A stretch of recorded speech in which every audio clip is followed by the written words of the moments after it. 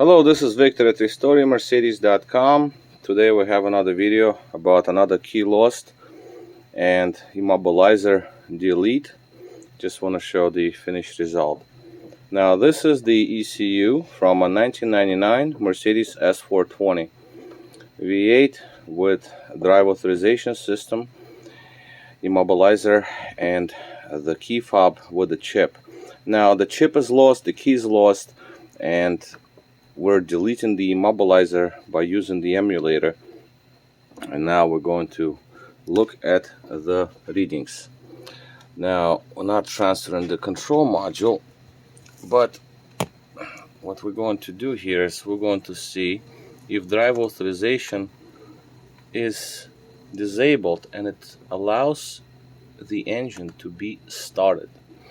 Alright, so let's take a look. After all this work, drive authorization. So we have compatible drive authorization and engine control. So emulator basically marries these together without the actual drive authorization module.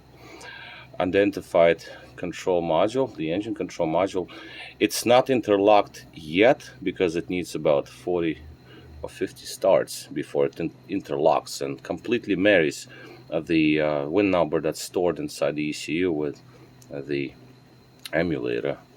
And this is how many times the engine would have been started. It's never been started once at all, so it's 0. But we have start enable, and the car locked with drive authorization? No, it is not locked. So right now it will allow engine to start. Another thing that we want to see is the current faults. If there will be some faults because there is no nothing is connected to this ECU. The control module is on the bench. So we got the throttle actuator, we got coolant temperature, intake air temperature, and fuel tank. That's it. We do not have the code P1570, and that's the drive authorization code, no longer there. Now what we're going to do next is we're going to actually duplicate ignition cycle. So how about that? Like, I don't do this very often, so I'm gonna have to like undo the wire here with all these wires here just to shut down the ECU. So let's just do that. I'm gonna just shut down the ignition as if you would to shut the car down. The car is off.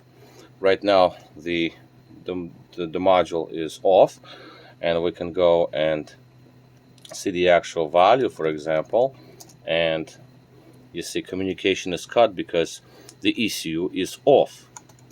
Alright, so now we're gonna put the ignition back on. There goes the ignition. Lights come on, and then we go for drive authorization again and see if it still allows us to get engine to start. And we do have it started. This will not count yet because there is no crank signal, so the ECU still doesn't have the it doesn't have the confirmation that the engine is running, in other words, and that's just the way I see it. So that's basically where we are. So right now, drive authorization, again, shut down the ignition. It's gonna take a little bit of time before computer actually picks up that the car was off. So as you can see, the car is off, and put the power back on. And now we're going to reset it again and then see if the drive authorization allows us to have the engine started, and it does. So start enable, yes, and it's not locked up yet. So basically this ECU is done. All I have to do is I have to mount this module somewhere inside here.